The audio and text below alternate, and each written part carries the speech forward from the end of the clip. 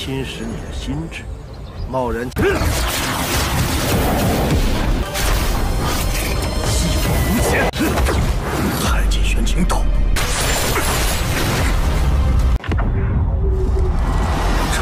Halo semuanya, bagaimana nih kabar kalian? Pada kesempatan kali ini, Mimin akan melanjutkan Tonghua dari Jade Dynasty Season 3, tepatnya episode 13. Mohon maaf lagi, Mimin keterlambatan untuklah menayangkan dari Jade Dynasty ini ya.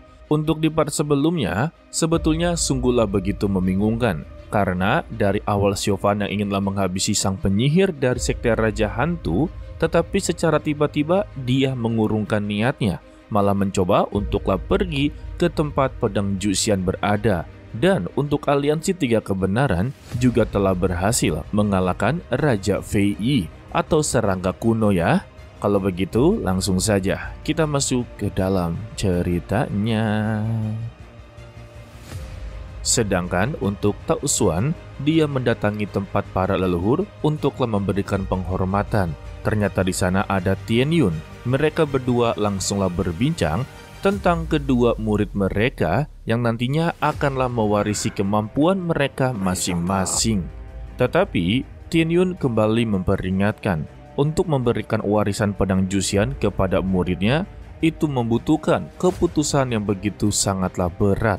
Karena sama saja dia seperti memberikan satu sekte Qingyun kepadanya. Sebab ya, jika nantinya dia memberikan seluruh kemampuan tentang pedang Juxian, maka muridnya akanlah menjadi salah satu orang terkuat.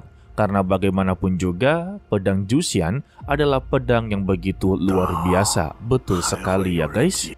Meskipun begitu, mereka berdua juga sama-sama tahu, sebagai pemilik dari pedang Juxian, pastilah memiliki sebuah risiko. Bahaya yang akan ditimbulkan sebagai pengguna pedangnya, yaitu kematian. Dan saat ini, Tao Xuan datang ke tempat leluhur untuklah meminta izin kepada semua leluhur sekte Qingyun kalau dia akanlah menggunakan pedang Juxian dalam pertarungan melawan sang dewa binatang. Meskipun dia tahu kalau ini ada konsekuensinya, dia akanlah tetap melakukannya karena ya pertempuran ini begitu sangatlah penting. Dia hanya membalas, janganlah membuat generasi muda kesulitan. Dan juga janganlah merepotkan orang yang sudahlah tua. Sementara untuk Guili alias Siobhan sedanglah bertemu dengan Xiuhuan. Di sana mereka berbincang satu sama lain. Dan juga Siobhan meminta saran kepada sang tetua, seharusnya dia sudahlah menebak mengapa dia datang ke sini. Dan sang kakek ya hanya meminta kepada Siobhan apapun yang akan dia lakukan di tempat seperti ini, disarankan kalau dia untuklah tidak pergi ke tempat tersebut. Lantas ya, Siobhan mempertanyakan apakah dia benar-benar mengetahui tentang rumah gua Houye. Tetapi dia tidaklah menjawabnya. Dirinya hanya memperingati kepada Siobhan kalau untuk saat ini tongkat darahnya telah menyatu dengan tubuh. Layaknya seperti racun yang terus-terusan akanlah mengikis tubuhnya secara perlahan-lahan. Dan jika nantinya dia tetaplah memaksakan menggunakan tongkat darah ini, ujung-ujungnya dia akanlah kehilangan akal pikiran dan akanlah menjadi mayat hidup alias zombie. Mendengar saran tersebut ya, Siobhan langsunglah berterima kasih dan dia akanlah tetap pergi ke sana. Xiuhuan mencoba untuk memperingatinya lagi. Untuk saat ini ya, aliansi tiga kebenaran telah berkumpul menjadi satu. Dan tempat yang dia tuju itu adalah tempat perkumpulan aliansi tiga kebenaran. Jadi ya, jika dia datang ke sana, sama saja seperti memberikan nyawanya. Sayangnya, Siobhan tidaklah mendengarkannya. Justru dia meminta kepada mereka bertiga untuklah berhati-hati. Setelah Siobhan pergi dari sana ya, sang kakek memberitahu kepada mereka berdua percuma saja untuk memberikan sebuah nasihat kepada orang yang telah memiliki tekad untuklah mati.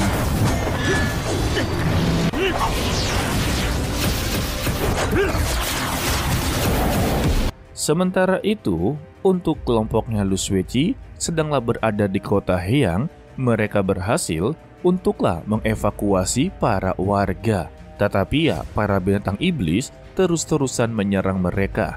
Dan Lu Suiqi memperingati kepada teman-temannya, mereka tidak bisa bertarung di sini dalam waktu yang cukup lama, karena mereka haruslah berkumpul kembali ke Sekte Qingyun. Dan ketika mereka inginlah pergi dari sana, untuk Lin Jingyu, dia mendapati sebuah pesan rahasia yang bertuliskan kalau terjadinya kebakaran di halaman belakang, yang dimana itu adalah ulah dari penyihir Sekte Raja Hantu. Dan dia sengaja untuklah mengadu domba Siofan dengan dirinya, guys. Ya, nanti kita akanlah tahu sendiri. Sedangkan untuk Siofan, dia telah berada di halaman belakang yang sedanglah dihadang oleh Wang Jianyi. Dia meminta kepada Siofan untuklah memutar arah, karena ini bukanlah tempat untuk didatangi oleh orang luar.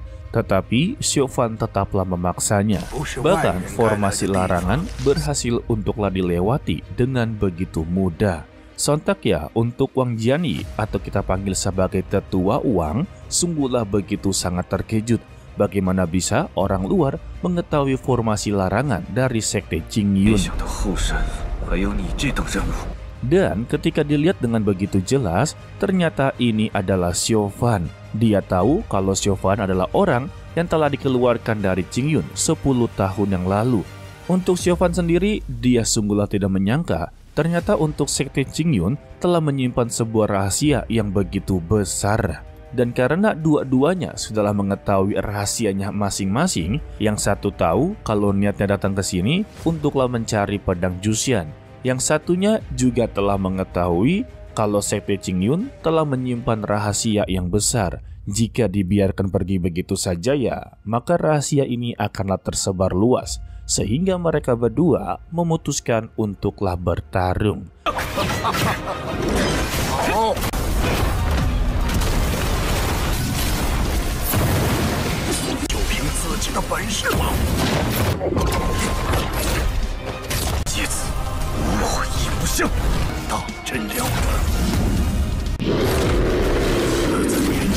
Jadi ya, dari antara mereka berdua harus adalah yang meninggal, agarlah semua rahasia ini benar-benar tetaplah terjaga.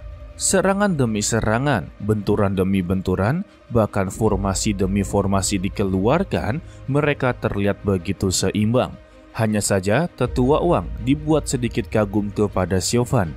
Ternyata ya, dia bisa untuklah menguasai kemampuan dari ketiga aliran bela diri.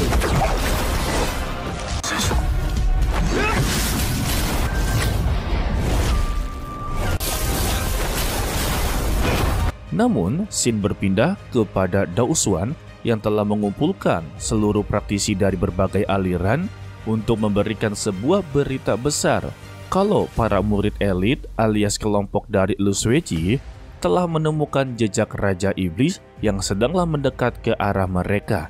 Dan kali ini mereka tidak bisa untuklah melarikan diri. Satu-satunya pilihan yaitu bertarung. Tetapi ya, seluruh para praktisi begitu sangatlah putus asa karena mereka tahu betul tentang kemampuan dari Raja Iblis. Meskipun katanya mereka bertarung mati-matian, sesuai namanya, mereka akanlah meninggal dunia. Tetapi Master Lembah Fenxiang alias Yun Yilan langsunglah membuka suara kalau mereka tidak perlu takut. Meskipun nantinya mereka akanlah mengalami kerugian, setidaknya mereka bisa untuklah menang karena pertarungan ini untuklah generasi berikutnya. Selain itu, Sekte Qingyun memiliki formasi pedang Juxian yang sangatlah terkenal.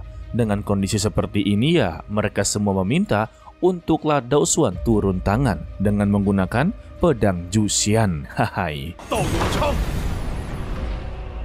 Meskipun raut wajah dari Dao Xuan sebenarnya menolak, tetapi dia memaksakan untuklah mengunuskan pedang Juxian. Hal ini membuat seluruh praktisi menjadi begitu sangatlah senang, karena mereka masih memiliki satu harapan untuklah memenangkan pertarungan ini. Sedangkan untuk Lin Jingyun, dia langsunglah buru-buru untuk pergi ke halaman belakang. Dia memiliki firasat buruk tentang gurunya. Kita kembali kepada Siofan yang masihlah baku hantam dengan Tetua Wang. Di sini sudah mulai terlihat kalau siapa yang akanlah menang dalam pertarungan, yaitu Tetua Wang, guys. Sesuai perkataan dari kakeknya Xiaohuan, kalau kondisi dari Xiaohuan saat ini sangatlah tidak memungkinkan untuk bertarung cukup lama. Karena ya untuk tongkat darah ini telah menyatu dengan tubuhnya layaknya sebagai racun yang terus-terusan akanlah mengikis jiwa, pikiran, serta tubuhnya. Meskipun katanya kondisi dia sedanglah parah, tetapi Xiaohuan terlihat baik-baik saja. Dia tetaplah bisa bertarung dalam kondisi yang begitu sangatlah prima. Sedangkan untuk Lin Jingyu dalam perjalanan, dia dibuat begitu sangatlah gelisah dan berharap kalau gurunya tidaklah terjadi apa-apa.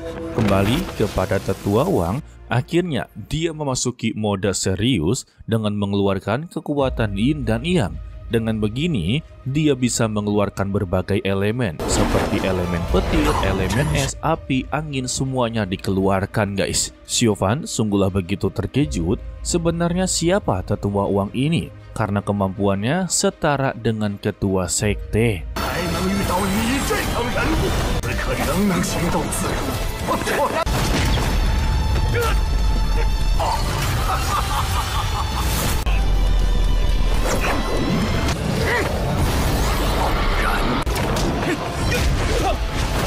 Dan dia memberikan sebuah kemungkinan. Mungkin saja yang dia lawan ini adalah pendekar pedang Wuhan yang legendaris. Sehingga terbentuklah sebuah roh yang begitu besar dan dia langsunglah mengayunkan pedangnya. Xiaohuan yang mencoba untuklah menahan dengan lonceng damanya sama sekali tidaklah berhasil. Yang dimana loncengnya langsunglah hancur lebur. Namun di serangan kedua, Xiaohuan berhasil untuklah menerjang, membuat pedang kayu dari Tetua Wang haruslah hancur juga, sehingga mereka berdua langsunglah bermain teknik penyerapan energi. Dan saat ini kondisi dari Xiaohuan sudah seperti kerasukan, matanya berbinar berwarna merah darah. Tetapi secara tiba-tiba, Tetua Wang langsunglah batuk berdarah, dan tepat di dada kanannya telah terlihat lubang. Dan sebetulnya ini bukan ulah dari Xiaohuan, karena ya untuk posisi Xiaohuan sedanglah bertahan. Bagaimana cara dia untuklah memberikan serangan yang begitu telak sampai ya bisa melubangi dadanya? Ya sudah pasti ini ulah dari orang lain. Dengan begini tandanya kalau Tetua Wang haruslah kalah dalam pertarungan. Xiaohuan sendiri ya sungguh begitu terkejut dan mencari-cari siapa dalang di balik penyerangan ini. Sedangkan untuk Jingyu, dia telah terlambat. Dirinya yang telah tiba langsunglah dibuat begitu sangatlah terkejut dengan keadaan gurunya yang sudahlah sekarat. Sebelum dirinya benar-benar meninggalkan dunia ini, dia memberitahu kepada Lin Jingyu siapa yang telah menyerang dirinya. Yang tak lain yaitu Xiaohuan. Mendengar nama tersebut, emosi dari Jingyu benar-benar meledak. Sampai-sampai ya untuk pedang petir naganya ini mengalami reaksi yang begitu besar. Dan dia juga mengingat semua saran dari gurunya. Yang dimana sarannya kalau dia haruslah berlatih dengan begitu ekstrim. Karena dia yakin Jingyu bisa untuklah melampaui dirinya jauh lebih baik.